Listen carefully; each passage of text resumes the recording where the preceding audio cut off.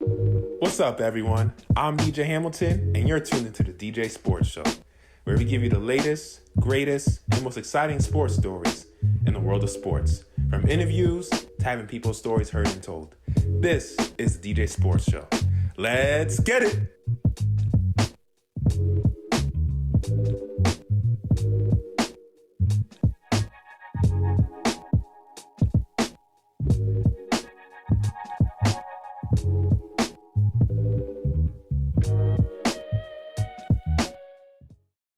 Good evening, ladies and gentlemen. I'm your host, DJ Hamilton, the place where we talk sports, have stories told, and make a difference. Make sure you guys are watching on YouTube, leave a like and subscribe. And also, if you're watching on audio platforms, leave a 5-star rating and share anybody you know who loves sports. We're back here for another week of NFL football, discussing with my guys, Nicholas Mullick and Jeffrey Robinson. We got the usual unit for the squad that we have in this NFL season. How you guys doing, man? Dude, I am doing absolutely. I know you guys are pumped. You guys were pumped before I started recording. top of the moon. I don't know what the furthest planet is from America in Kentucky, where I sit right now. The furthest what? I am furthest planet in the universe. I am over the moon, and I'm on that planet. That's where I am. I'm excited to be alive. Happy to be alive. You could have just said the moon. That's closer. No, but I wanted to say over the moon. Excited. That's the. Are you on? You're on Neptune right now. Are you on? I don't know where I am. He's on the ring. He's on the rings of Saturn at this point. That's the farthest planet from Earth in the solar system is Neptune. I think it's Pluto, right? I don't think he looks like I just looked up on Google. It says Neptune. Yeah. Pluto doesn't technically count as a planet. Why not? What constitutes a planet? I don't know. It just has a circle for me. It's a planet. So yeah, no, I agree. If it's bigger than like New Hampshire, it's a planet for me. Yeah. This is a great way to start the podcast. What a clippable moment. Yeah. But ladies and gentlemen, this is another great week here in NFL football. We had some great games. We had some games with some stakes in it, especially this early in the NFL season. The first game I want to get into that we all watched was the Ravens versus Chiefs, where the Chiefs came out on top 37-20. Entering this game, we had both the Ravens and Chiefs. Both teams many pundits and analysts and all that, we all expected them to be championship Super Bowl contenders, but they kind of got off to a rocky start for both teams for the first 3 weeks of the season. 1-2, both coming in. Disappointing starts for their team. The Ravens are coming off a disappointing Monday night loss against Detroit, where Lamar Jackson got sacked 7 times in that game. That was the second time in his career he got sacked 7 times. The other time was back in December 2021 against the Steelers. Well, I know Nicholas does not like the Steelers. How they are 3-1 is a mystery to me, to be honest with you. Because Pittsburgh stinks. Yeah. But they somehow get these bullshit like victories. I don't know how they do it. Yeah, it's they great. Really don't. But and then coming into this game, Lamar Jackson and Mahomes have been marquee quarterbacks throughout their illustrious careers, along with Josh Allen. That's kind of been like the big three, and Joe Burrow. Hopefully he gets, wishing a speedy recovery, but those have usually been the big four over these last 5 years. Mahomes has had Lamar's number throughout these years, man. Coming into this matchup, he was 4-1 against Lamar. That's including the playoffs. Lamar's only beaten him once throughout their careers. And I feel like there's a psychological effect that the Chiefs have an upper hand on Lamar, because every time he goes into Chiefs Arrowhead Stadium, they just can't seem to win. I know they were dealing with a lot of injuries. They know they had 2 starting defensive linemen out. Nami Madubuike, that was a big loss for them. Broderick Washington, Jair Alexander, he's out with a knee. Their cornerback, linebacker Kyle Van Noy with his hamstring, and they had their fullback Patrick Ricard with a calf, who were also inactive. They just have an infirmary on this team right now. Nobody can stay healthy. And the worst part is they had so many injuries in this game. Nate Wiggins, Roquan Smith got injured.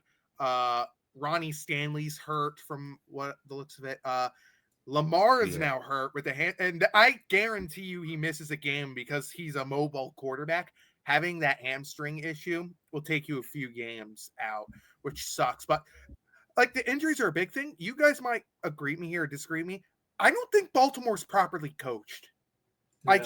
Some of the calls you've been saying in it. You've been saying it for a while. I've been saying, honestly, if it was me, Harbaugh would be out of a job after that playoff game in the Bills. And yet again, they did not learn their lesson.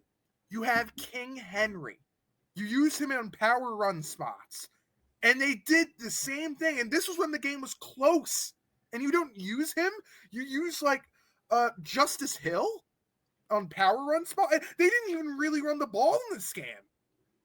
Yeah, Eric Henry only had 8 carries for 42 yards. I'm like, how is a top 2-3 running back in this league who's dominant when he has the ball? He has like 7 yards per carry, and you only give not even double-digit carries against the Chiefs, a team that has not really been that great defensively. Like, you got to utilize that, man. Yeah, and whatever happened to Mark Andrews?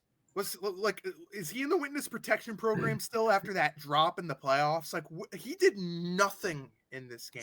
Yeah, 7 receptions for 30 yards, no touchdowns, only 4 yards per yes, in garbage time, in real garbage time. But when the play matters, he was absent.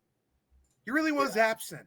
And I mean, Justice Hill's great and all, but like he's probably one of the lone bright spots here. But I don't understand why they use him in the power run spots and not Derrick Henry.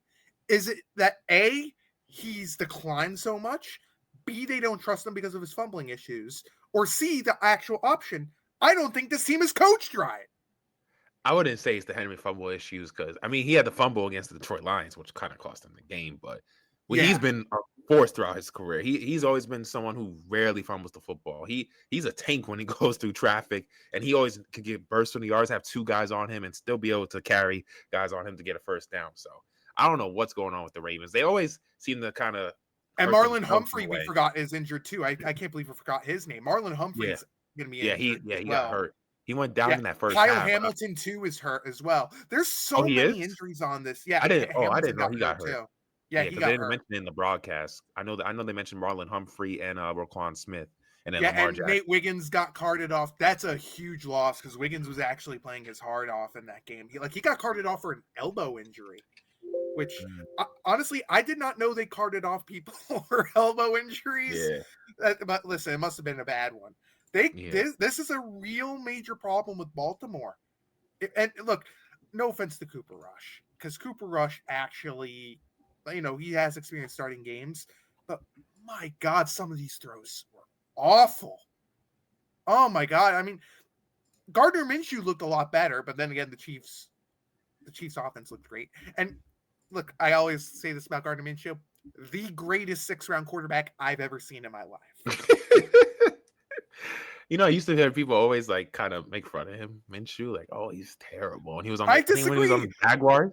When he was on the Jaguars. I loved him in Jackson. I thought he was the greatest ever. I mean, can you guys think of me a better quarterback that was taken in the 6th round ever? Anyone? Well, what round was Tom Brady again? Yeah, but he doesn't throw over mountains, DJ. We're not talking about him, if they, I'm not even joking when I'm saying this. I think what round was Tom Brady again? Yeah, but he doesn't throw over mountains. And I guarantee you, if the Jaguars would have put him in that, I don't even know if he was in the league. Like, if they would have taken him, like, earlier, if he declared earlier, I mentioned they took him in the 6th round. If they put him in the 4th quarter of that AFC Championship game where they faced the Patriots, they would have been state champions. No doubt in my mind. Oh, so you're really saying Gardner Minshew is the greatest 6th-round quarterback draft? No, that's just my joke. That's a Napoleon. I'm about to say, because Tom Brady is drafted in the 6th round, buddy. No, that's my Gardner. Whoa! That's my Gardner Minshew joke. I'm a big Napoleon Dynamite fan. I mean, it's a crap movie, but it's so good. And every time I look at Gardner Minshew, he reminds me of Uncle Rico from that movie. And those are 2 quotes I have to pull up. But I'm sorry, we're getting off topic here. Oh, no, you're not. So continuing with the Ravens, before we get to the Chiefs, is it time to hit the panic button? The panic button on the Ravens with all the injuries they have. The defense is decimated. Their offensive line is hurt right now. Now you got your franchise guy, Lamar Jackson. We don't know hamstring because hamstrings are tricky. That's one injury that you never know with hamstrings. You could be out for a few days or you could be out for a few weeks because hamstrings, man, they can linger, especially for a dynamic athlete like Lamar Jackson who likes to scramble out the pocket. That's part of his game. Look at what happened with Michael Vick too when he had his hamstring issues. Like I don't love Michael Vick the person, but Michael Vick the player was amazing. But once he had those hamstring issues in Philadelphia, he never really was the same quarterback. He had the one brief year with the Jets where he was awful, and then he went to Pittsburgh, and he never really was the same quarterback. I hope that doesn't happen with Lamar, but with how these mobile quarterbacks are, injuring your hamstring's a problem. And I would not be shocked if he's out next week against the Texans. Yeah, the thing is, the Ravens are good when they have everything working. When they have Derrick Henry, he's a threat to run 10, 15, 20 yards every single play. And then you have Lamar, who's able to dot up the defense because they're pulled in. They're trying to stop Derrick Henry, but they never got the run going from the start. He had a 14-yard run, and that pretty much carried his whole entire stat line, the game.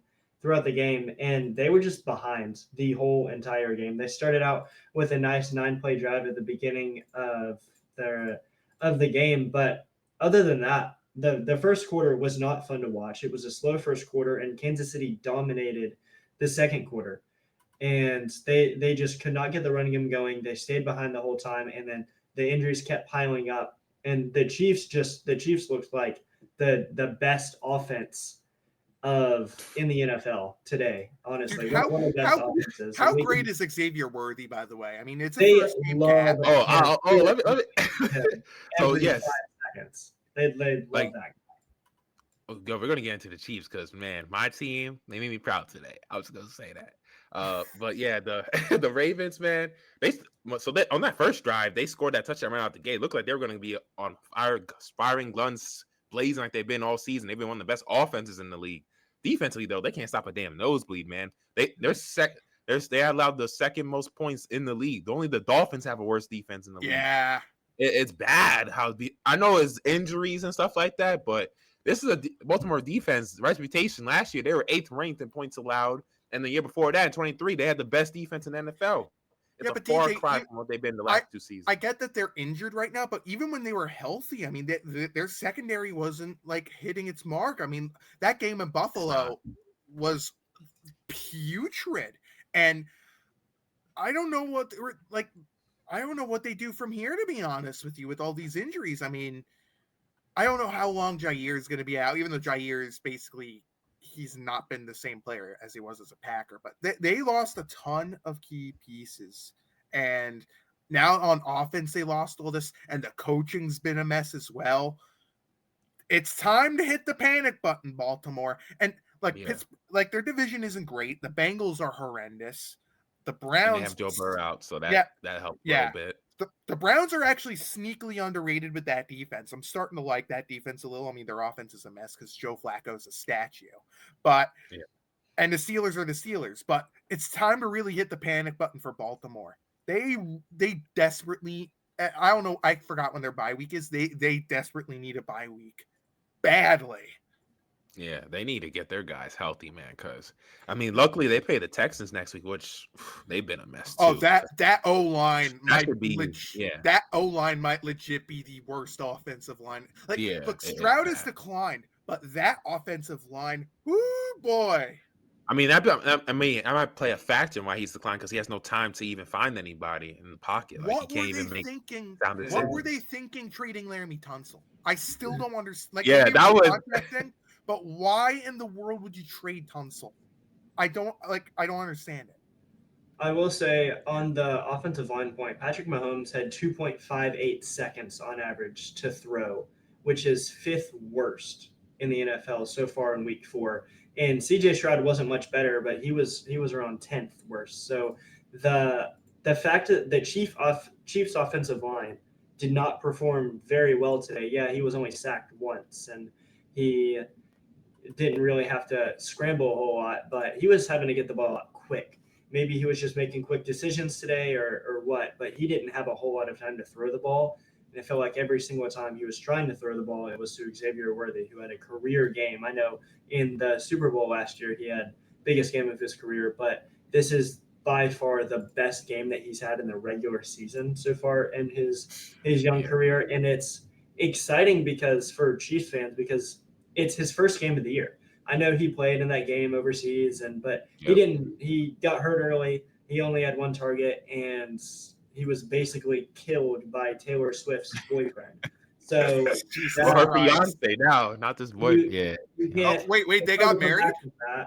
They're engaged. Who's Kendrick Lamar? Drake? Who's that? Who? Anyway, back to football. I know who Taylor Swift is. I just didn't know they got engaged. Yeah. I was honestly really Go surprised Katie, that Kareem Hunt got the ball so much this game. He was incredibly inefficient. 13 of 34, which I think goes back to the point of the offensive line, how poorly they performed today. But he led the backfield in carries by a wide margin, and they were running the ball a lot in the back half of the game. But even in the first half of the game, their carries were him and Pacheco's carries were pretty even. So it's interesting to see that Pacheco was clearly their one last year before he got hurt, and then they signed Kareem Hunt.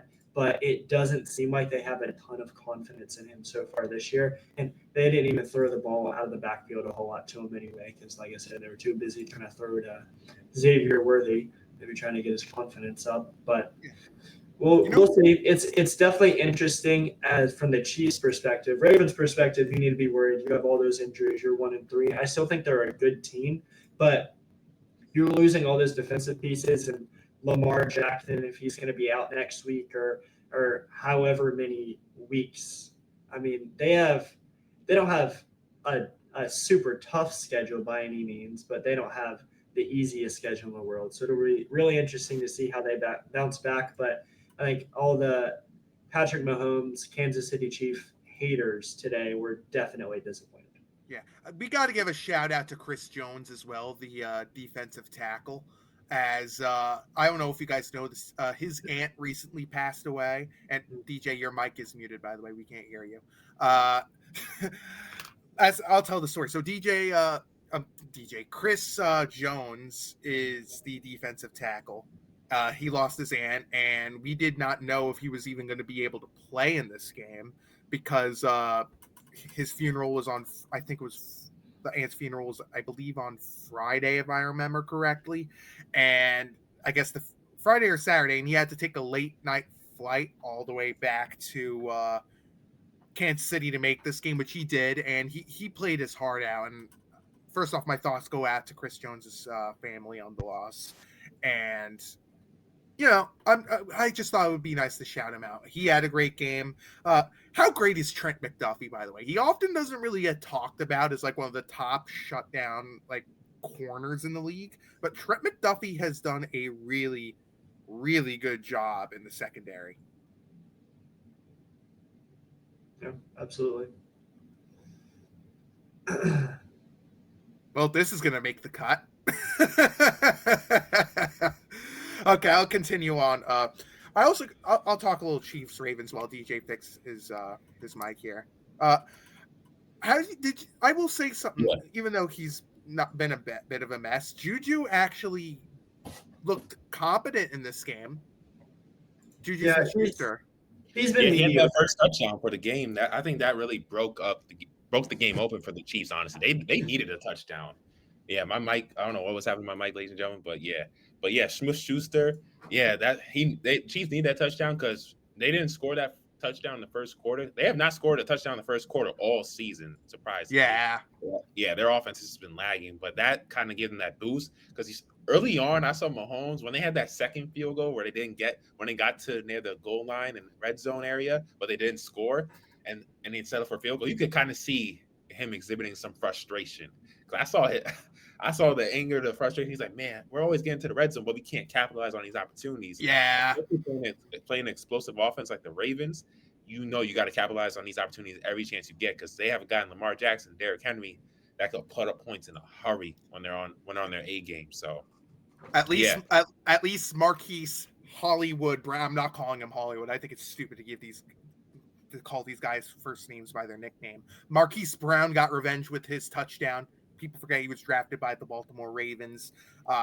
Good on him for getting that revenge. Even Tyquan, look, I wasn't a big Tyquan Thornton guy coming out of the draft, but he has actually done a solid job on Kansas City's offense. I mean, he's like one of those like go deep guys. He's got the speed as well. He's really starting to form into his own in Kansas City. I mean, he's a depth piece. He's not like a number one guy, but Tyquan Thornton has actually looked a lot better in this system than he did in New England. Just wanted to shout him out. But yeah, this was a must win for Kansas City with how tough that division is. I wouldn't call it a must win for Baltimore because I still think they'll be fine once they're healthier. But this was a must-win game for the Chiefs with not only how tough that division is, but how tough their schedule is and for them getting back on track. And this was the best option and the best time to do it. Yeah. No, next week's a must-win for Baltimore. And I would say, regarding, I know Jeffrey was talking about Xavier Worthy earlier. He might not have scored a touchdown, but man, his impact coming back from his injury, you saw the way he was stretching out the defense, the way he is an explosive threat down the field. The defense had to be stretched out. That opened up the midfield for guys like Travis Kelce to really find that mid-level offense that they've been struggling with all season. Now they have that weapon and Worthy back, it just spreads out the whole offense, and it makes teams have to guard them differently. And then once you get Rashee Rice back, man, that's why I can't. Once you get Rashee Rice back in 2-3 weeks from now, week 7, I think he comes back. Yeah, week 7 or week 8. I do believe they haven't. I think week 7. Yeah. Guy might be another piece of work off the field, but he's a damn good player, and I think he would provide a big boost to that offense. Yeah. And final note on Worthy.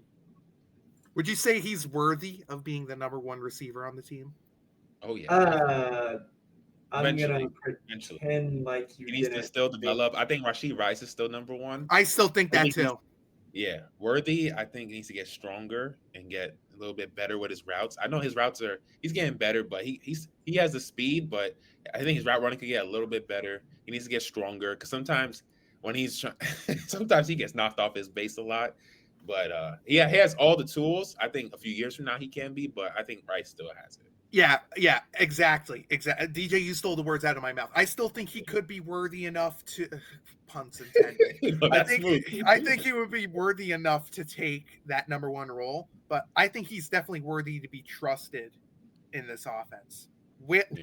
You know what I mean? The thing is, he had the opportunity to have even a bigger game, but Mahomes missed him on 2 deep balls that could have easily been caught around midway through the game. So if Patrick Mahomes was able to hit even one of those, we can be talking about how Xavier Worthy is easily the wide receiver 1 in this offense moving forward. And obviously he is until Rashee Rice comes back. There's no question about that. But I think Worthy didn't have a phenomenal year last year. The back half of the year was definitely the better part of the year for him. But I think if he continues to command targets like he is and prove himself, especially before Rashee Rice comes back, I think he can definitely be putting himself in the conversation of maybe, one of the top 20 wide receivers in the game if he is able to keep this up. Yeah. This is why I always give for prospects 2 to 3 years of development in most situations. Like, I'll give you an example.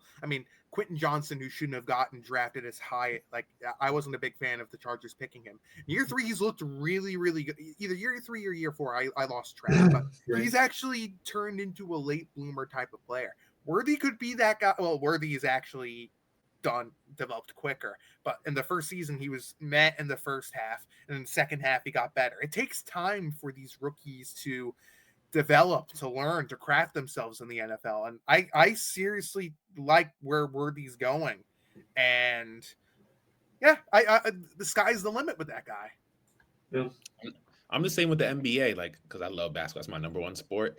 I always give guys coming in at least 3-4 years, because first year is really learning the league, because you don't really know what's going on off the court. You have to adjust to life, being a pro, everything, because outside of practice and all that, you have all this free time. So you're really trying to get used to adjusting being a pro. Second year, you want to get better. You want to, you know what to expect now. Now it's just about adding to what you already learned in your first year. And especially if it's a guy unless you're Kai Jones, who's goes on social media clearly high like a kite, doing these weird dances and painting on the walls. That's when I'm like, nah. That's crazy. I really hope he's okay. I seriously think it's a mental issue, but you could. I rewatched it. You could tell the guy was high as a kite. He looked like Elvis in the middle of a performance. That's how high he was. No, I remember that. That was crazy. But and then especially if it's a guy who has star potential, I usually give them to their 3rd, 4th year, because that's when, they have a few years in NBA, they understand the system, especially if they have structure. Remember, structure is everything. That goes for any sport, NFL, NBA, etc.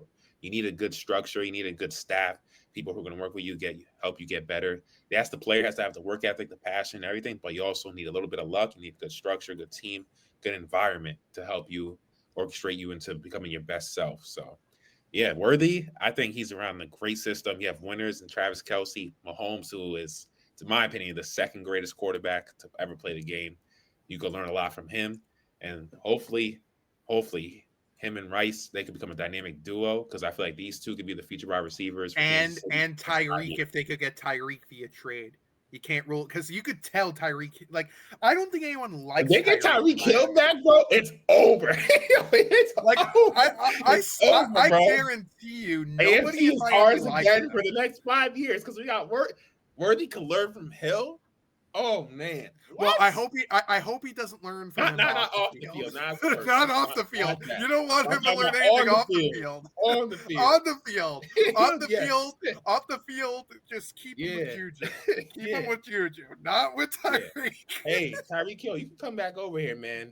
Hey, we'll take you back. We can use those explosive plays back, man. Because I know you'll be way happier over here again, contending for Super Bowls than suffering the dormant of Miami. I know Miami's nice weather and all that, but you ain't doing much else. The taxes are nice, and the taxes are nice there too. Yeah, the taxes are nice. that guy is a complete man. That guy, you do not want that man back in Kansas City. Yeah. That guy is a complete Mahomes and Andy Reid won't play that BS. They'll get him back right, man. But in Miami, all those distractions, it gets to your head. Yeah, but the man. Kansas City Chiefs, on the other hand, also created a distraction when, like, in week 1 or 2 of the season, they wore, like, free Rashee Rice shirts. He caused an 8-man car crash. What do you mean free Rice? He's guilty. He ran away from an 8-man car wreck he caused. And also, let me give some Mahomes love, man. Shout out to Mahomes. 250th career passing touchdown, the youngest in NFL history, surpassing Dan Marino on that 8-yard pass he had to Isaiah Pacheco. Man, Mahomes only just turned 30 years old. If he could stay healthy, man, this guy's going to continue to break so many more records. Yeah, he has 3 Super Bowl championships, 3 Super Bowl MVPs. If this team, I don't know what's going to take, because I'm worried about our offense. If our offense can get clicking once Rashee Rice gets back, we can still be in that AFC Championship game. I feel like we'll meet the Bills there again. I feel like they'll meet the Bills in the AFC Championship game, because I don't know what I'm seeing from the Ravens. I know they're dealing with injuries and all that. I don't like how in certain situations they just seem to be their worst enemy. As a Chiefs fan, my recommendation for the Chiefs, and I think you'll agree with me on this, if Mahomes does get out of breath or anything like that, make sure you bring ketchup packets on the sidelines, knowing his love for ketchup and how he puts it on steak. So if he gets hurt and is in the medical tent, just pop him a few ketchup packs and he should be good. I'm dead. What do you mean? It's the truth. He admits he puts ketchup on steak. Shout, and then when you said that, I started thinking of Luka Doncic when his knee was bleeding and people were like, "Oh, this ketchup." God. God.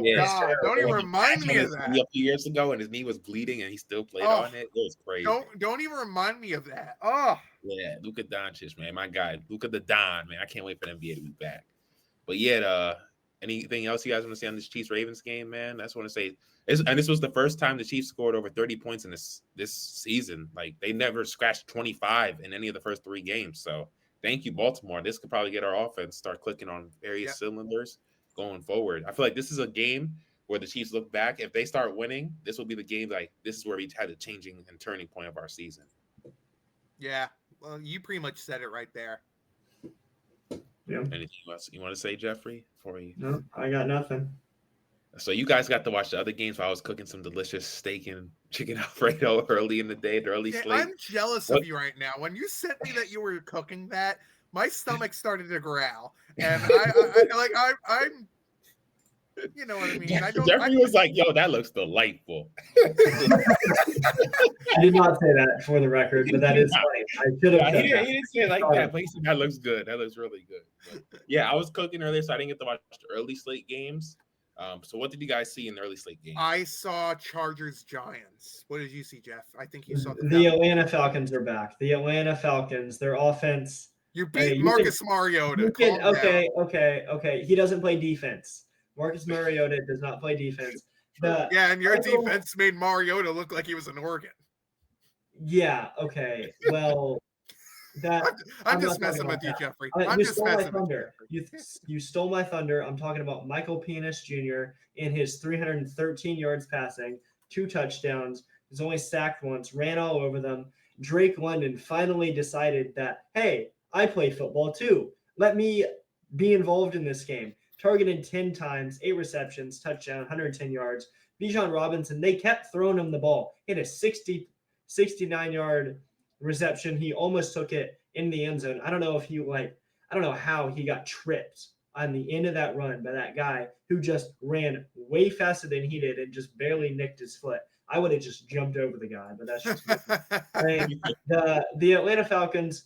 I am very pleased with this game because going into it, everyone was talking about, is Michael Penix, is he going to remain the starter? Is Kirk Cousins? Everyone was talking about how he played decent at the end of last game, and we didn't know who was going to be the starter for the full season. But I think Penix really showed that he is an NFL quarterback. When you complete 20 of 26 for 300 yards and 2 touchdowns, like, he was surgical back there. And the offensive line, they only sacked him once, but the line didn't do that great. He was constantly under pressure, and guys were backing into him, and he just stood there. It honestly makes me mad how much he stays in the pocket because he is just looking for the deep ball, looking for no matter what's going on, looking to get the ball out instead of just taking off and running. So maybe he could run a little bit more, but he actually did a decent job scrambling today. But overall, very happy with the way that the Falcons played. The defense, not great. We have a bunch of younger guys, Xavier Watts and a few guys on the O-line who played fine. I know Xavier Watts got hurt for a couple plays, but defense needs to step it up. I mean, when you give up 27 points to the Washington Commanders, who they could have me out there. They might as well because they lost so many guys over the last week. I mean, they lost Austin Eckler for the year. Jaden Daniels has been out for a couple weeks, and then they have lost multiple receivers. So I don't even know who plays for them anymore. Luke McCaffrey had 3 targets and a touchdown. That's how pitiful their receiving core was today. So where's James Pierce Jr.? Is he hurt or did he play? I don't think he did anything in this game, did he? He did not have any. I know Walker played, but James Pierce Jr. did nothing. Yeah, he's been battling an injury. You know who did do something in this game, and I can't believe you didn't mention his name. Kyle Pitts looked competent today. He scored a touchdown. Yeah, did you see how excited he was too? He looks like man. Wait, did he celebrate? Show me what his celebration was. If you guys he was twerking out there. He was so excited. It was terrible. It was terrible to watch. That's what that was? Yeah. I don't know. I don't watch because he never gets in the end zone, so he has to show his energy. Yeah. Listen, if that was if that's what he was doing, that celebration was the Pets. Oh man. Dude, how many times are you gonna do this?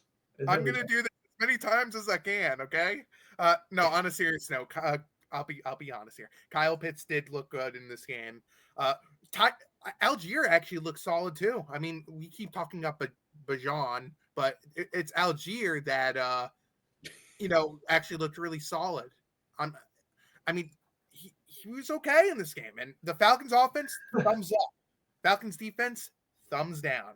And they got a lot to work on. And look, as much as I like the dog on Mariota, I still think he's a fine back. He actually did okay. Washington's offense looked okay. And I got to tell you, ever since Eckler went down, it's clear they trust Rodriguez and Ja'Cory Bill Croskett Merritt. I think he could develop into something. But man, they really need Terry back because besides Deebo Samuel and maybe Zach Ertz, I can't trust anyone in that receiving core. They don't have a ton of depth options. I mean, Zach Ertz is kind of like what Travis Kelce is now. He's Jason the old guy. He's slow. he finds the holes. That's what he's good for. He's able to kind of maneuver back there and just sneak away from the defenders just long enough to where he's actually able to get open. But other than Debo, they have no one receiving wise, and they're 2-2. I mean, they're not Super Bowl contenders by any means, but they had a really good year last year, and their schedule over.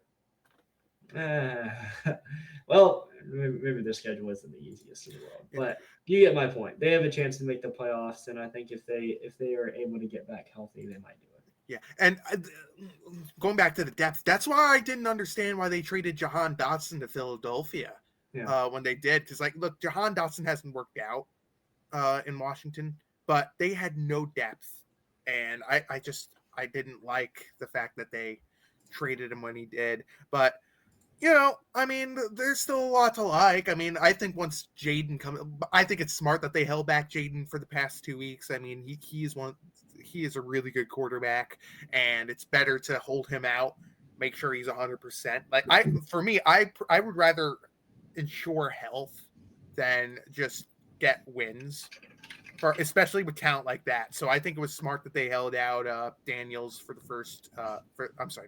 last 2 games. We'll see how Terry is, but man, that defense, you got to play better than you did. I mean, Washington's defense has a ton of problems right now, and I hope this is a wake-up call for them. But man, Frankie Louvu is such a great player. I'm still angry that my Jets didn't sign him when they did, because I loved Louvu when he played for the Jets, but he's a great player, and I'm glad they got him. But there's a lot of problems with that team, but I'm glad that Jeffrey, I'm glad that your Falcons won this game. You guys, after the disgrace that happened last week, you guys deserve to win here. So, how you feeling next week though? You're playing the Bills, only 1 or 2 teams undefeated in the league. You guys host them next week. No, I thought no, I don't know. The Patriots are playing them next week. No, they have the bye week. I'm thinking it's the 13th they play them. How you feeling when that game comes? Because I will be coming back from Red River Gorge that weekend. I will be away for the weekend. I will be able to set my mind. I will decide over that weekend how badly we're going to get beat. I don't know how bad we're going to get beat, but that weekend I'm going away, me, my wife, and my dog, and I'm going to be on those trails, and I'm going to be looking out over the horizon, and I'm going to be thinking to myself, what do you mean on those trails? Right. Have you never been to Red River Gorge? We got trails, bro. We got scenery. What do you mean? Anyway, the Falcons. He's gonna be journaling. He's gonna be journaling for his therapy session after the horrific. I'm gonna have to go through 700 therapists after this game. This is gonna be worse. This is gonna be worse than the Panthers game. We have a 32.8% chance, according to ESPN. We have a 0% chance. I'm gonna tell you right now, with how good Josh freaking Allen is. How good James. So that pump fake he did today, like a basketball player. The Bills did play down to competition a bit against the Saints. They kind of relied on that. Honestly, the Saints. Spencer Rattler is the greatest quarterback of all time. I don't know what you're. Well, he was a few years ago. He was once projected to go first overall. Yeah, and he sucked in college. He was not. He was so bad in college. He was so bad in college. Man. I've never been a fan of him. But as we're speaking, the Dallas Cowboys just got a safety, and they're losing 13-2. Just 13-2. When you're listening to this, going on, ladies and gentlemen. Yeah, I need the Packers, boys. They were my survivor. I need the Packers in this one. With how it looks so far, I think it won't matter. They have nobody on defense. Like Trevon Diggs is playing, but they got nothing. No, what are you talking about? They have Osei Odighizuwa. Who? Yeah. Wait, so Nick, you said you watched the Chargers Giants game. Chargers up their first loss of the season, and we know we have some implications with the Chargers losing that game, Chiefs winning this game. Chiefs are only 1 game back now from taking atop the AFC West after that loss the Chargers had against the Giants, which was kind of a disappointing loss, losing to the Giants, who didn't even have a win coming into this week. And your Chargers, you have a lot of momentum. You're 3-0. Everybody's talking about you like, oh, you're the new team in the AFC West, but then to come out and lose this game, that kind of deflates it a little bit. I never understood why the Chargers were picked so much in Survivor. And I talked to Jeffrey about this. I don't like it when a West Coast team goes to the East Coast to play a game. Like, they have to wake up much earlier than they usually do. And it's a really, like, the Chargers really don't have a home. I mean, they're always filled by opposing fans. But, I mean, my God. First off, the Chargers' run defense, they were not good in this game. I mean, Cam Scadaboo, who had 79 rushing yards. Devin Singletary looked okay. Jackson Dart wasn't great passing the football. Like, he made some good he only had 111 passing yards and a passing touchdown to Theo Johnson, which finally he did something. But I think the defense for the Giants was where it impressed me more. Justin Herbert did not look good in this game. Like, he was okay, but he was not the Justin Herbert we saw the first 3 weeks of the season. But this game, I mean, Omarion Hampton, who has not had the greatest start, was on fire in this game. I mean, he had 128 like a 54-yard reception touchdown, was it? Or something like rushing, that? I think it was. It was a rushing touchdown, if I remember correctly. I started a notification when I was cooking. I was like, oh, he went out. Yeah. And like I said earlier, Quentin Johnson, actually, he looks like the receiver that they envisioned years ago. He actually looks great. But besides that, I mean, not much. I mean, Keenan Allen is Keenan Allen, but I was disappointed with Ladd McConkey. He only had 1 catch for 11 yards. The Giants secondary came to play. And I got to tell you, seeing the look on Brian Daboll's face when he won, he legitimately, like, he gave like a face caress to like one of those like well done things to Jackson Dart, because Dart looked good, but we got to mention it here. Malik Neighbors' injury, I saw ACL. That it's officially a torn ACL. Yeah, that's what they said. Suffered a torn ACL. When I saw that, I'm like, geez. I saw the play live. I'm like, oh boy. And I'm not even joking, because I write for a new place, Total Apex Sports. I ran down to my computer. I typed up something with the Malik Neighbors injury because I saw it. I knew. And the cart came out for him. That's a big loss, because the Giants receiver core, I'm like, name me another Giants receiver. Don't cheat, guys. Name me another Giants receiver on this team. They got nothing. Outside of this guy named Robinson, like, who dropped the pass. Wan'Dale Robinson has actually been really big for them this year so far, and I know he didn't have a very good game this week, but weeks 1 and 2, 55 yards and then 142 yards in that massive game against Dallas in week 2. So he's been solid for them. Obviously, he's not going to be Malik Neighbors. That is a huge loss to not only the Giants. Slayton is another guy who is, sneakily on the roster. He could probably take them up. But I don't really call these guys number 1 receivers though. But Neighbors' injury is a tremendous loss. And for the love of God, if the Giants ownership is listening to me, if Woody, if you're not, whatever the heck you're doing right now, Woody Johnson, if you're listening to me, get rid of this turf. This turf sucks. So many lists of injuries that have happened, like big injuries because of this turf. Like, you put grass in for when it's soccer. Why can't you put it in for football? I don't get it. This is where Aaron Rodgers tore his Achilles a few years ago. Oh, God. That was like the moment where I went from level of hype to stage 3 depression to like, kind of mixed. And then getting the news it's a torn Achilles went to like stage 4 depression, realizing I have Zach Wilson as my quarterback again. Like Jeffrey right now, he's on sky high right now because Falcons, Reds in the playoffs. And if only like, Georgia, if Georgia beat Alabama, to the Bills in a few weeks. No, I gotta get mentally prepared for that. Yeah, I just realized I've been muted the whole time. Oh, you were? Yeah. That's so funny. I was going on this whole rant, and I was like, wow, Nick interrupted me. That's weird. I didn't hear it. I apologize, Jeffrey. So no, I did y'all hear my rant about Wan'Dale Robinson? No. Oh, yeah. Well, I heard his name. I heard you say his name, and then you muted. So you know what? As punishment, I'll mute myself for like a minute. Oh, thank God. Okay, so if Alabama... Thank God! What? If Georgia would have beaten Alabama last night, this would have been the greatest weekend of my life outside of getting married.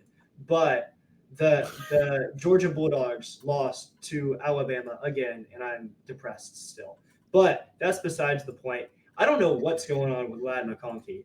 I mean, Quentin Johnston I know we already talked about him a little bit, but he is absolutely dominating this receiving core. I'm not like Keenan Allen is a good piece to have, but this guy is so old. He's going to retire after this year.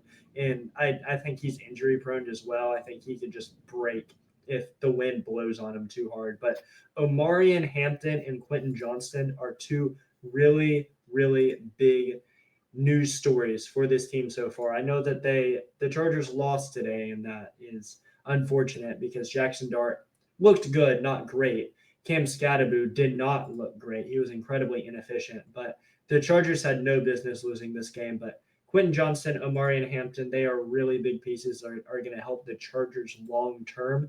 And I know you're talking about the Chiefs and the Chargers and who's going to win that division. They have a lot of games in between their next matchup. They don't match up again until mid-December. So the Chargers don't have the hardest schedule in the world. They have the Commanders, Dolphins, Colts, who have been sneaky good, Vikings mid, Titans. I don't know if y'all saw Cam Ward's press conference, but that was hilarious. That guy's getting a fine coming in his like bank account. What you know what? He said that they are a terrible football team, basically. Yeah, they're ass. That's what they basically said. They're ass. That's what he said. He basically said we're ass. Yeah. By the way, I think it's clear Brian Callahan's the worst coach in the NFL by a country mile. They got to get rid of that guy. I didn't think the team was going to be worse than the Saints, but oh my god, like they have to get rid of that guy. He's going to hurt Cam Ward's development. This guy's an offensive guru. I don't even think he knows the rules. Oh man. Like, and you lost to the Texans, who have no offensive line. It was 6-0 through like the majority of the game, and then the Texans finally show up in the fourth quarter because the Titans quit on this coach. They got to get rid of that guy like fast. Oh that's my god, Titans suck. I might have to watch that press conference. like Cam Ward basically said, "Oh, we ass" or something like that. I feel bad for Cam Ward. He's shown potential. It's just he's got nothing to work with, and he's got a coach who's holding him back. They got to get rid of. They have to get rid of him. I feel so bad for Cam Ward. I really do, and. I mean, I don't know where the Titans go for. Like, they got to get rid of him. I still don't like. We didn't mention this last. I still don't understand why they traded that cornerback to the Jets. I forgot what his name. Brown Lee Jr. Like, he was actually solid for them last year. Like, I don't know why they gave him to the Jets for basically a pick swap or pick upgrade, whatever it was. But that team is a mess. It is a complete mess, and I don't know where they go from here, to be honest with you. The thing is, I think Cam Ward just isn't very good, and I know he had one bad game, but he had plenty of time to throw. He was only sacked twice. He was second in time to throw behind Caleb Williams so far this week. And small sample size, sure, but he has not looked good at all throughout the first 4 games of the year, and he did not help himself whatsoever. He had a decent game last week. He threw for over 200 yards, but this guy's thrown 2 touchdowns through the first 4 games of the year and has had a completion percentage over 42% half of the time. He has had a completion percentage under 42% or 42% or less also half of the time, which is just absolutely absurd. And it's not like he's throwing to. Like Calvin Ridley he's a serviceable wide receiver 2, not a wide receiver 1. He's old. And the rookie, Elick Ayomanor, he's been solid. They've targeted him a lot, but passes, he's just incredibly inaccurate. And this team is just in the dumps with Caleb. By the way, Jeff, where the hell is Tyler Lockett? Oh, I don't even think they targeted him once, if I remember correctly. I could be wrong there, but he was going to be a key piece for them, but he is not good. He didn't have any receptions. He had 4 targets, but he has 46 yards this whole year. 46 yards. And this is a guy who had 600 yards last season. So I don't know why they aren't deciding to throw to him a whole lot. He's had a historic season in Seattle, or not season, but historic career in Seattle, and he's a really good guy to have in your locker room when you have some young pieces. And they don't throw the ball to him at all. And when they do, it's like 7 yards behind him. Yeah, and whatever happened to the tight end? What's his name? Or Okonkwo? Like that dude had. Yeah, he showed flashes like the first few years. Like, where the heck has he been? Like, I think he only had like one catch or something. Like that. He had one catch for 4 yards. Probably the worst game of his career. And this guy has had 50 plus receptions, 70 plus targets over the last couple of years. So he's on pace yards wise to match what he normally does, but they're still not getting the ball to him very much. That's just because he had one decent game. And the worst part is the genius, the offensive guru. This guy's not an offensive guru. He doesn't even know the rules. He transferred his play calling. Like, he's not even calling the plays anymore. And the play calls, oh my goodness. They got to get rid of this coach. He needs to go. He has to. I think he's the first coach fired this year. Either him or McDaniel on the Dolphins. But I really think Brian Callahan has got to go. This kind of reminds me of are you going to say Jeffrey? No, go ahead. Now, this kind of reminds me of when Urban Meyer was the coach at Jacksonville and Trevor Lawrence was in his first 2 years. And we were like, oh, is Trevor Lawrence good or not? Or is it the coach? And then I'm kind of in the same situation with Cam Ward now with a terrible coach. Is he the worst coach in Titans history? Because I'm starting to think he might be the worst coach in Titans history. Either him or Ken Whisenhunt, because Callahan's not a good coach. But yeah, it's really up to, we got to see, because if he gets a new coach and then he's still not good, it really mirrors the same situation we saw a few years ago with Urban Meyer in Jacksonville with Trevor Lawrence. And we kind of figured out Trevor Lawrence is not what we expected him to be. So, I've been disappointed with Trevor Lawrence. I really like he is still a solid quarterback, but he is not the generational quarterback that we all hyped him to be. Sort of like what Zion, Zion's a good player too, but Zion's at least good when he plays. He's good when he plays, but he's a star. With the hype he came in, like the guy was compared to LeBron at one point. The amount of hype he had, gotta say it's a disappointment. I'm not gonna say he's a bust, but disappointment is my label towards it. I mean, I watched the Jaguars 49ers game as well. I guess this is the perfect time to speak there. Man, the 49ers got a lot of problems, and Brock Purdy was terrible. He would he's coming back from injury and he did throw 2 touchdowns. He made some awful throws in this game. And I think it's crazy too. Pearsall and Jennings came back this game to play, and they're hurt again. like this team is cursed with injuries. You can't make it up, man. Surprisingly, the healthiest player on the team might be Christian McCaffrey. Hey, when do we think that man is going to break?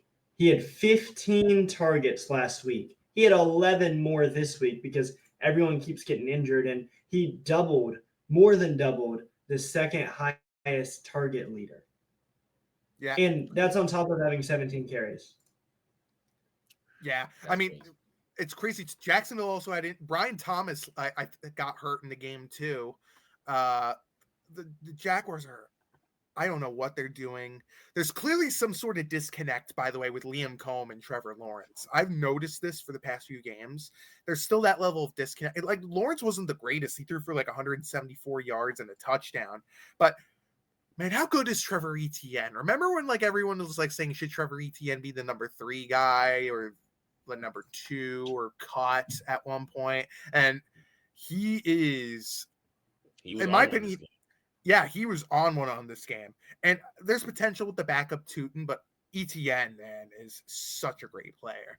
And is it time to worry about Travis Hunter? Or it means early, but we haven't seen that explosive game yet from like I expected. It takes time for prospects to develop. I mean, like Marvin Harrison hasn't been the and we text each other during that game too. Marvin Harrison has been a disappointment too, but he actually started showing flashes in that Thursday night. He did in that second half. He showed flashes. Yes, exactly. He got locked up. I don't know what was going on. And sometimes sometimes it takes time for players to, and I think him doing the corner and receiver thing, that's going to be very tricky.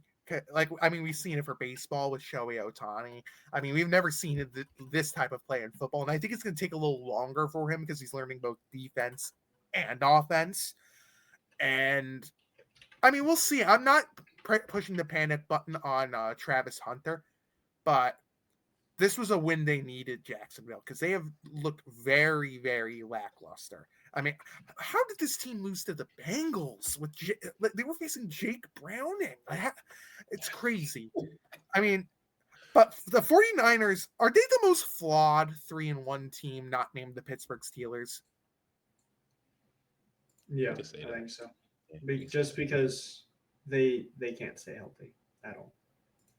Yeah, I mean, there's a lot of problems with the 49ers, and I got to shout out this guy. This Jake, I can't say his last name right. Tongas or whatever is. If he's listening to this, I apologize for this. He actually he's done a really good job replacing George Kittle, who's been out with his injury. He actually has done really solid, but this team can't catch a break with injuries. I mean, I don't know. When Nick Bosa went out, I was so bummed out when he went out. Who went out? Remember, I think Nick Bosa I saw recently. Cool. When he did the thumbs down last week, I'm like, oh, he tore his ACL. Yeah, I was like, bro, didn't he just come back from injury? Yeah. What's crazy with the 49ers, it's either they have the injury bug that's infesting them or they go to the Super Bowl. I mean, it's crazy. No, the injury bug around the league, like we're talking about not just regular injuries, we're talking about like severe injuries, like Joe Burrow turf toe out for the season. We have Austin Eckler tore his Achilles, right?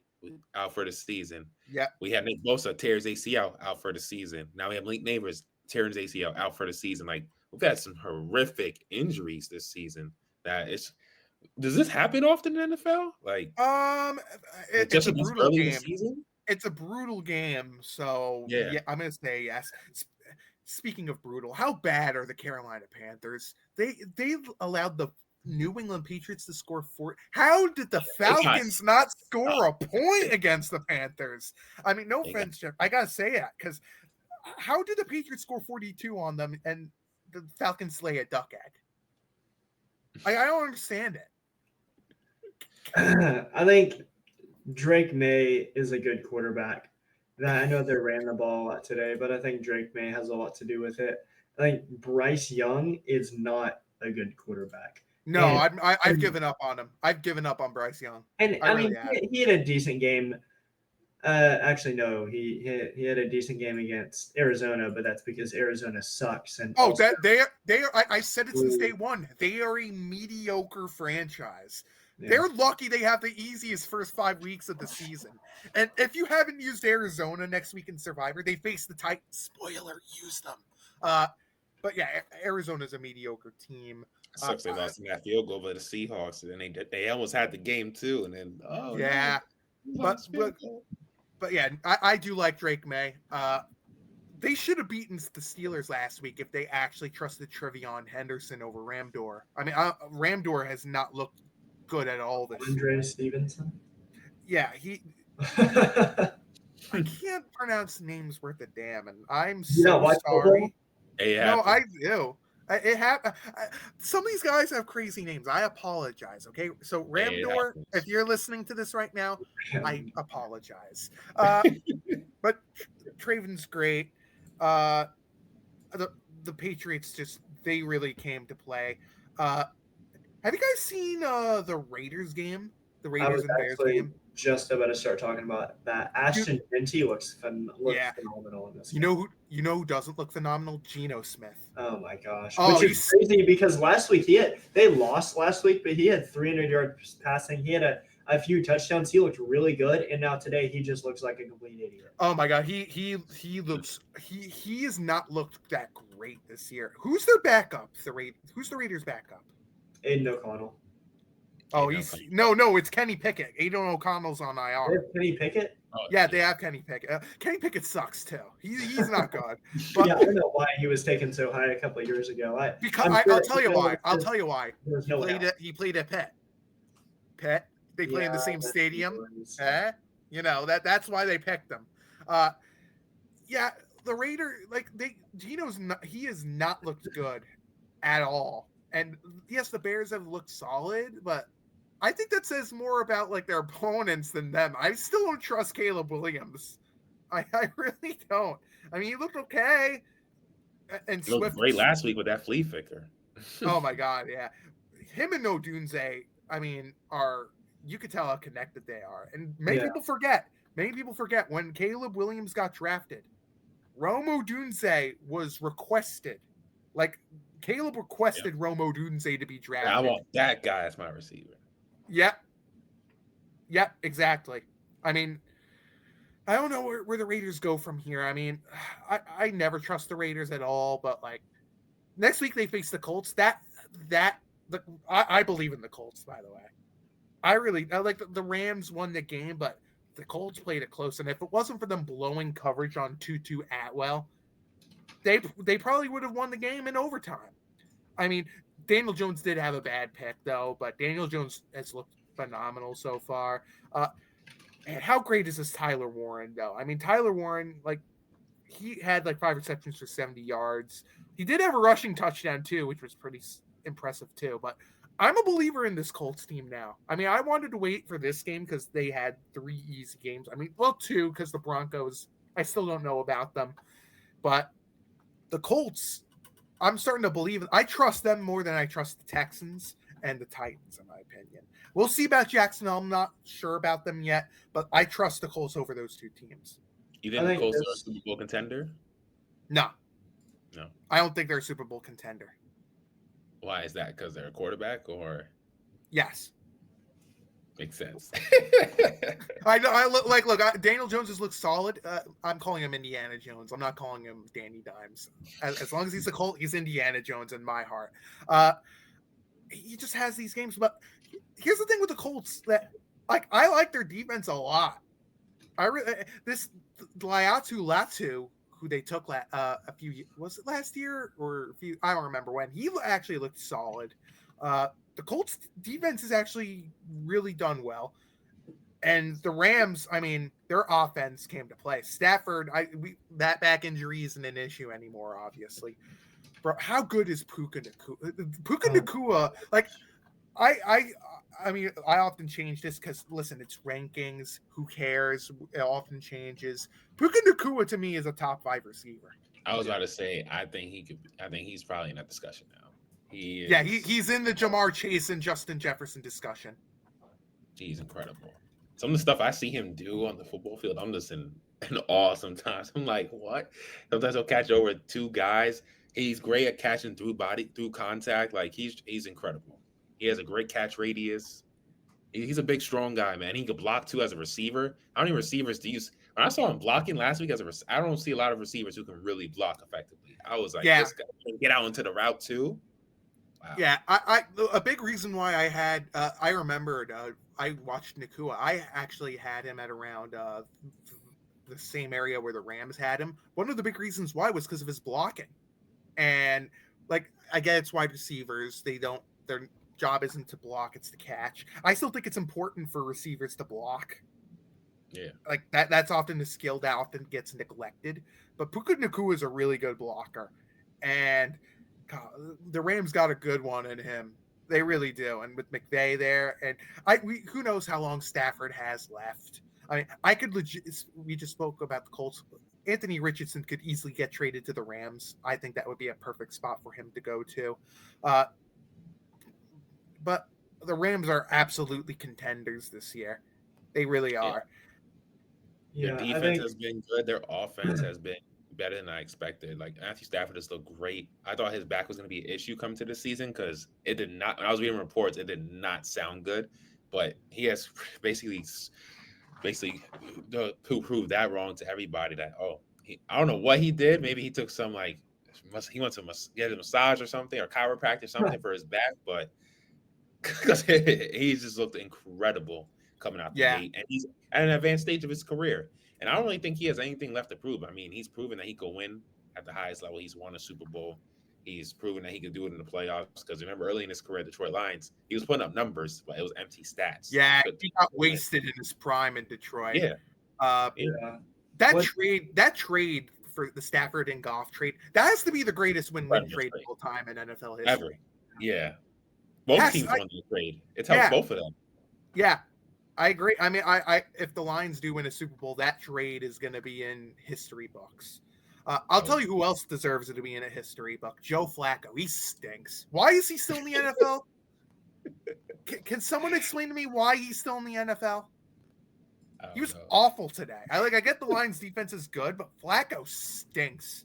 Yeah, let me just throw in one last note on the Puka Nacua Matthew Stafford connection, because I think it's interesting. Puka Nacua did not get that much separation today. He had 2.8 yards of separation, which is compared to other guys not fantastic, not elite, but he got 49% of the targets.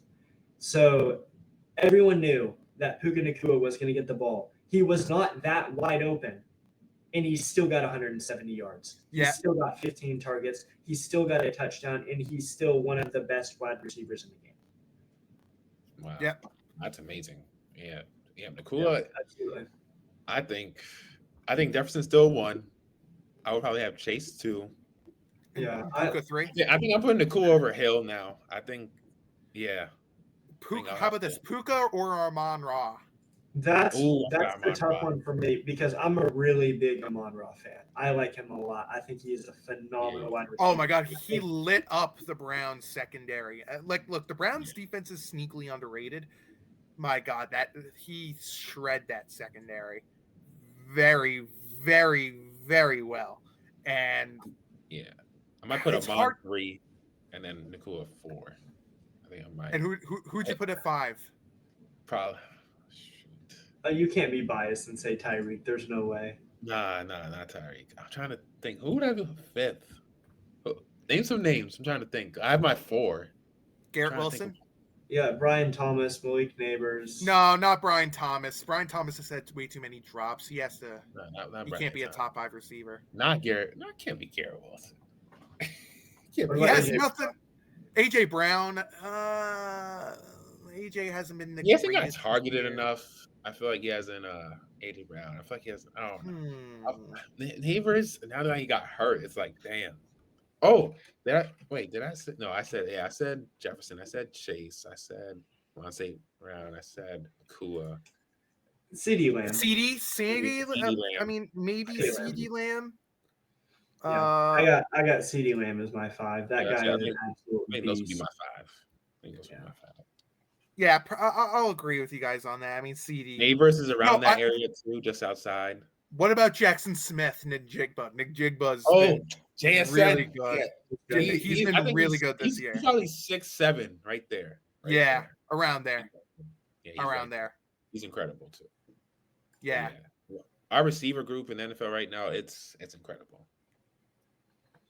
Yeah. The Cowboys just scored. It's 13-9 Packers, but the Cowboys. So we were talking about the Lions and the Browns. I think this is interesting. Quinshon Judkins, obviously rookie, starting his 3rd game after an interesting offseason for this man. Not only did he not get signed because of contract issues, he also didn't get signed until late because of some off-the-field issues, which we won't discuss. But what we will discuss is the fact that this guy has been an absolute demon since he started there. And the Lions really sold out to try to stop the run today. They had 8 defenders in the box more than 50% of the time. They had guys all over the line of scrimmage. They really sold out to stop the run, and they couldn't stop the run. And Quinshon Judkins is so far and away the best running back in this Cleveland rushing attack. Dylan Sampson had a really good first couple of games without Judkins. I'm actually a really big fan of Sampson. I think if Judkins goes down, he'll be able to pick up a lot of the slack.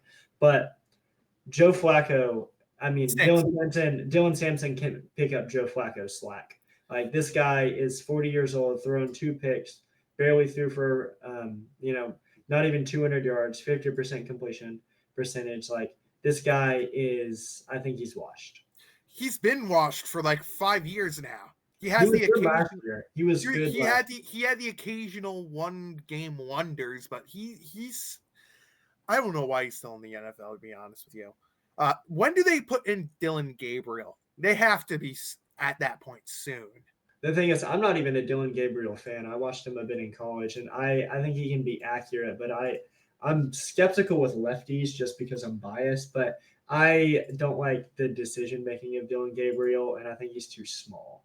I didn't understand that pick. I didn't understand the Shador pick. Yeah. I don't know what the Browns are doing, to be honest with you. I feel bad for Stefanski. Stefanski's a good coach. It's just the decisions they've made in the executive board have been a mess. And because of Deshaun Watson's acre contract, I think they got to stay with him for another year. So he's probably going to be on the roster next year, if I remember correctly. But they got to switch to Dylan. I wouldn't be shocked if like the owner, because the only reason why Shador got drafted the Browns is because the owner wanted him here. I firmly believe that. And he's going to start one game. But with how bad Flacco is, they got to get Gabriel in there. I mean, one other thing I got to say, Jerry Jeudy, can you stop with the drops? Like, how many drops has this guy had this year? That's another guy I thought was going to be better in the NFL, too, when he was in college, watching him at Alabama. He just hasn't. I agree. I don't know what happened to Jerry Jeudy. He is such a talented, like, raw athlete, but I don't know what happened to him. Surprisingly, the only receiver that did well was Isaiah Bond. Isaiah Bond actually looked okay. It's crazy. Yeah, which that one's really interesting to me because he had a lot of hype last year in college. And I believe he transferred to Texas. I heard it was an attitude issue for why he went undrafted. That or an off the field issue, but something happened off the field that made him drop. Yeah, I think he has a really high ceiling, but a really, really low. And he was terrible at the combine too. Like Isaiah Bond was not good at the combine. So before we, or else you guys want to get into NFL wise, before you quickly talk about MLB before we end the show. Yeah, I'll do it quick because we got the Monday Nighters. These two Monday night games are awful, by the way. The Jets, Dolphins, and Bengals, Broncos. I think the Bengals, Broncos will be interesting. Yeah, I don't. I mean, maybe, but those games are not good for Monday. My picks. I think the Dolphins win. To be honest with you, we don't even know if Ahmad is playing. We're going to have Justin Fields as our quarterback. I don't trust this team at all. I mean, I think the Dolphins should take care of business here. By the way, Tua, Cam Newton may be a piece of work who straight up once claimed that he's not in the NFL because of his hairstyle.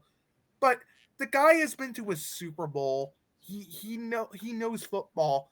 Don't throw the guy under the bus because of his football knowledge. Like the guy may say crazy and dumb stuff like Emmanuel Acho would probably sponsor him at this point, but don't go out in public and say, oh, at least I get contracts.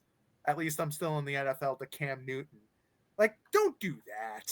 Former MVP. Like, come on. Yeah, like, come on. So I got Miami there, and I got Denver for the Bengals game because Cincy's defense, woo boy, awful. Yeah. Same picks as Nick. He really elaborated on it. What about you, Jeffrey? I'll mix it up a little bit. I think the Jets are going to win that game. The Dolphins, their locker room is a mess right now. They got one guy with CTE. They got one guy who can't stop getting arrested. They got a coach that's high all the time on the sidelines. He's vaping on the sidelines. And I will say, I know you were talking about firing McDaniels. I think they won't because there's no way that the fans don't love him. He's hilarious. If you've seen any of his press conferences, he's just sarcastic. He's playful. He's a really funny guy who's incredibly smart and knows football. So I think that would be a mistake to fire him. I think they need to do better at team building around. They need to get rid of Tua. I think they need to scratch and restart. Yeah. Chris Greer should have been fired years ago. Like, I don't know how that guy still has a job as a GM in Miami. I mean, he must have something on the owner to maintain that job. Like, the team building's been, but I think McDaniels is better as an offensive coordinator than as a head coach. I just think he's too nice. You know what I mean? And too high. I think he's too high and too nice. I think he's He always has anxiety on the freaking sideline. Oh my god! Cowboys and thing. My favorite Mike McDaniel's moment was when he was interviewed. I don't remember who it was, but he was talking about how Johnny Manziel didn't watch any film. He was like, "I was there, and I knew that was going on." And he basically was asked why didn't he say anything? Oh, I was just trying to stay in my lane. I didn't want to say anything for my job. Wow. I mean, crazy. But yeah, Mike McDaniel. I already mentioned this. I think as we are 4 weeks into the season, coaches that are absolutely on the hot seat. Mike McDaniel's on there. Brian Callahan is absolutely on there. What other coaches do you think are on the hot seat? Oh, I wouldn't say John Harbaugh because the Ravens dealing with They injuries. should have fired him last year.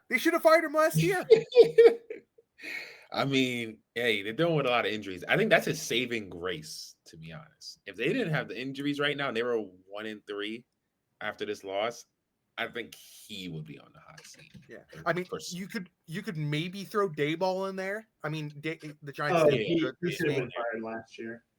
Oh, he should. I'm stunned him and Shane still have a job, to be honest with you, after how last year went. I'm trying to think who else. I wouldn't say Schottenheimer. I wouldn't say. I think D'Amico Ryans might be on the hot seat if the Texans. No, I don't think D'Amico's on the hot seat. They have a terrible offensive line. It's not really his fault. I don't think. Yeah, I would say Zach Taylor, but I don't think Zach Taylor's going anywhere because of the injuries. Raheem Morris, I don't think he's a good head coach. No offense, Jeffrey. Yeah. Dave, you could maybe throw in Dave Canales on the Panthers. I mean, excuse me. Yeah, he's definitely on the hot seat. I mean, I love Stefanski, but I would keep him. It's not his fault that the Browns are a mess. I blame more of the GM and the owner. You could probably throw in Andrew Berry of the Browns on the hot seat, GM wise. How many years do you think they're going to give Kellen Moore, New Orleans? Oh, man. Probably 2 or 3 more. I don't know. They're still in cap hell. Like but look, can I ask another question, Saints fans? And I just don't understand this. Why does Mickey Loomis still have a job? Is that your favorite thing to ask why people have jobs still? Yeah. Why? Is that a bad thing? Oh, I don't care what you say. No, like seriously, Mickey Loomis, he only had like, excluding that one generational draft where like Ryan Ramczyk got drafted and he got like Alvin Kamara and all these stud players that he got there. His drafting hasn't been great. Yeah. Like the second round rookie quarterback Shook. Like, where's he? Like, I love Spencer Rattler. I think it's not his fault that the Saints are a mess, but you took Shook in the second round. Shook. Why? I think what they're going to do, and honestly, I don't hate this, is I think their season's obviously lost. Everyone knows that. Everyone knew it coming into the season, but they're going to give him a few, probably, hopefully longer than a few weeks, but they're going to give him a little bit to learn and develop, kind of like almost all of the great quarterbacks that we see now, Patrick Mahomes and whoever else. They took a year to learn and to develop behind. Obviously, Rattler is not someone you want to develop behind, but to not be thrust into a terrible situation, because you see what's going on with Cam Ward. You saw what happened with Bryce Young over the last couple of years. These are guys who taken to the top of the draft, and they're just thrown into terrible situations like Shuck would be in this situation, and they're terrible. And then they never recover because they had such a terrible, first year or first 2 years. I think Baker Mayfield might be the one exception where he had, and maybe Sam Darnold, if you want to count him after his solid season last year. But I think these are guys who struggle. If you struggle immediately over the first year or two, you rarely recover. And I think they want to try to avoid that. Here's the problem with that. And I get why people are saying like Mahomes got the rest. Aaron Rodgers got the 1 year to learn, or a few years. Jordan Love got the few years to learn. Here's the difference. They actually had a built team ready to go for him. They had the coaching. They had everything surrounding him ready. Yes, the going slow with him takes a year. But then you got cases like, I'll give you an example. Paxton Lynch, remember him? They took a while for him to develop, and he only played in like 3 games. Like, holding out a player that long, like, I get, like, it's a good idea, but you have to have a team surrounding him to trust, like Aaron Rod, like Jordan Love had the tools to succeed. He had the coaching staff. He had the weapons around him. Patrick Mahomes had Alex Smith to learn, Andy Reid, and they had all the pieces around him. It, like, developing like a year, like, it really depends on the situation. And sometimes, like, I'll give you an example. Michael Penix, I mean, like, we'll see how he is the second year, but in the first year when he was playing games, he wasn't the greatest. I mean, he was decent, but like, it depends on the situation surrounding them. Like, it's a great idea to have them sit for a year to learn, but sometimes it's the situation that is why they fail. You know what I mean? Yeah. No, definitely. But yeah, that's gonna do it here for the football portion of the show. You guys said you want to quickly talk some baseball before we get off. So yeah, I know you guys are the baseball guys, so you guys can quickly talk some baseball before we end the show. Can I start, Jeffrey? I know Jeffrey was hyped coming in with the Reds, so I said before we get off, I'll let you, Jeffrey, congratulations. Your team is in. Thank you. You can take it away. I have been to 8 Reds games this year. I have watched this team every single day for my whole life. And for the first time, 2020 doesn't count. 2020 was fake. 2020 wasn't real. 2020 was stupid. They had fake fans in the stands. They had masks. Center fielders, my center fielder was wearing a mask all by himself, hundreds of feet away from anyone after being COVID tested along with everyone else. Nothing was real that year. Everything was fake. But my Cincinnati Reds have made the playoffs for the first time in 12 seasons. And me, myself, and I, and my dog were rolling on the ground with excitement earlier after the Mets lost. Mets is back, baby. Mets is back. The Mets are a terrible franchise. And don't get me wrong, the Cincinnati Reds did not deserve this opportunity. Yes, they played well over the last 2 weeks. They won 9 of 13 or whatever it was in the season against some good teams. They swept the Cubs. They won a series finally against the Brewers. But the Reds did not deserve this. They were given this opportunity by the $700 million man, Juan Soto, who is not a good player this year, and Pete Alonso, who is no longer on the Mets. He opted out of his contract. He's going to be out of here. He's out of there. Yeah, come to the Yankees. Come to the Bronx, baby. Come to the Bronx. They'll probably get swept. I'm sure they'll get swept by. I guess it's not a sweep because they won't play all 3 games, but they'll probably lose both first 2 games against the Dodgers, and then I'll be depressed the next time we have this conversation. But until then, I am just excited that the Reds are finally in a playoff position. In the playoffs, we're watching October baseball in Cincinnati. I already bought tickets in case they made it to the divisional series. I'll be there. Will it happen? No. Yes, I know. I see your face. I know I'm going to get my rich?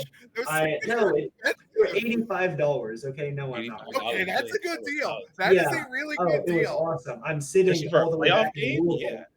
I don't even think I'm in Cincinnati. I'm in Louisville from where my seats are. But I'm excited. This has been a great year. There's been a lot of great storylines. The Mets suck. The Tigers suck. And above all else, the Milwaukee Brewers, I hate you. But hey, it doesn't matter. My team will make it to the World Series and win it. The pinstripes will be raising high today. But no, on a serious note, I'm happy for you. But man, the Mets are a complete mess. They have the second highest payroll. I mean, David Stearns has to be on the hot seat, right? Yeah, with the Mets. No, and that bullpen, awful for the Mets. That bullpen, like excluding Edwin Diaz, they have nothing in that bullpen. And now that Pete Alonso's gone, which I'm telling you, Pete was the homegrown guy. And if they can't get that guy to sign a new deal and he opts out and he leaves wherever he goes, that's going to hurt the fan base a lot. And look, signing Juan Soto that big contract, I understand why they did. I wouldn't have done it. I'm glad the Yankees didn't, because they needed players on their team. I mean, Golden Schmidt he's been really good for the Yankees. And I mean, it sucks that we won't have Garrett Cole for this, but I mean, listen, as the Yankees sometimes were stubborn. I'm just happy that they're in the playoffs. But man, the Mets are such a mess. I don't know how they get out of it. I mean, they have to invest in pitching. They have to. Their pitching stinks. They gave a gigantic contract to Frankie Montas, who stinks. I mean, I don't. After what I saw from him with the Yankees, I thought there was going to be so much with him. He stinks. Yeah. And I don't know where the Mets go from here. I still think that the World Series prediction is going to be the same as it was last year, Yankees, Dodgers. But listen, I'm a realist. I think the Dodgers will win if they face each other again, because I think the Dodgers are the more complete team. But hey, if it's Yankees Reds, we got to live stream the entire World Series. Are you down with that, Jeffrey? I would absolutely. I don't know if you want to see me during that game. I'm going to be a and I don't think the Reds. I don't think the Reds are going to beat the Dodgers. I definitely don't think they're going to beat the Phillies, and I don't think they're going to go to the World Series. I think it's going to be Mariners and Phillies. No, I don't see the Mariners doing the Mariners. The Mariners are. I don't trust the Mariners. They always find a way, like, to punch their fans in the dick. They really do. That's the Mariners. Which is true. They always find a way to do it. You know, they always find a way to play with their fans. You know. I'm really excited for this American League matchup, because I think you have two really big storylines in the wild card rounds. Because, of course, you have the Yankees and the Red Sox. That's a historic rivalry. Everyone knows about that. But the worst collapse in Major League Baseball history, the Cleveland Guardians were 15 and a half games back of the division behind the Detroit Tigers, and the Detroit Tigers blew it. Hayden Trier, my best friend, if you're listening to me, I know you're in shambles right now, and I am sorry. But this matchup with the Tigers and the Guardians, I am so excited that they're actually playing first round in the playoffs, because this will truly decide who won the division. I know the Guardians won, but Tigers have a chance to redeem themselves, and I think that whoever wins this series, it doesn't matter. They're going to lose to the Mariners, but I think the Tigers. I think the Tigers. Try to win this series. I mean, you froze there for a second, but yeah, I think the Tigers, they blew it. I mean, shout out to the Guardians, man. They like. Yeah. I'm sorry, they should still be named the Cleveland Indians. I mean, the Guardians is just such a bland name. I'd prefer Cleveland baseball team, to be honest with you, but or baseball club, whatever. But I don't like the Guardians name, but you got to give credit to the Guardians. I did not expect them to be in the playoffs, and for them to come back the way they did and win, you got to give them credit. I mean, out of everyone who is getting the bye week, I still think the Blue Jays are the more fraudulent team. I mean, they almost blew it as well. I just don't know about them. You know, a team I think is kind of sneakily underrated too, the Padres. I think the Padres are very underrated. Yeah. Well, you also have to take into account who's hot this time of year, because that's who wins the World Series. That's the reason why the Diamondbacks won the World Series 8 years ago, when they had 83 wins during the regular season. The Guardians are hot. The Reds are hot. Once again, the Reds are not going to win the World Series, but the Reds are hot. The Cubs are not hot. The Cubs have been stagnant for a couple months now. The Brewers. I love the Padres. I love the Padres in that game, in the wild card matchup. Yeah, I do too. I think the Cubs have, and I'll wrap it up because I know DJ is wanting to go to sleep here, but the Cubs have a very high ceiling, but a really low floor. Yep, I agree.